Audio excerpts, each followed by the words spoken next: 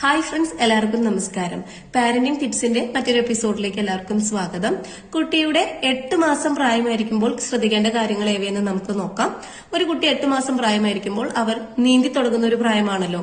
അപ്പൊ ആ പ്രായത്തിൽ നമ്മൾ ആ കുട്ടിയിൽ നിന്ന് കുറച്ച് ദൂരെ മാറി ഒരു ടോയോ അല്ലെങ്കിൽ നമ്മൾക്ക് തന്നെയോ മാറിയിരിക്കാം.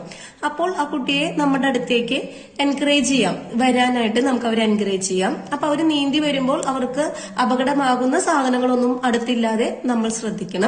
അതുപോലെ തന്നെ ഈ പ്രായത്തിൽ ഒളിച്ചേ കണ്ട് കളിക്കുന്നത് അവർക്ക് വളരെ സന്തോഷമുള്ള ഒരു കാര്യമാണ്. അതുപോലെ തന്നെ ബ്രെയിൻ ഡെവലപ്മെന്റിനെ അത് വളരെയധികം ഉപകരിക്കും.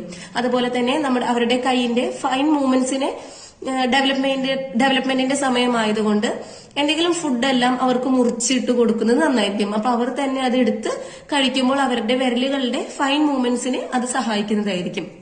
അതുപോലെ തന്നെ അവർക്ക് വായിച്ച് നമ്മൾ കൊടുക്കുക, അതുപോലെ തന്നെ അവരോട് നമ്മൾ നന്നായി സംസാരിക്കുക. അപ്പോൾ എല്ലാം അവരുടെ ബ്രെയിൻ ഡെവലപ്മെന്റിന് അത്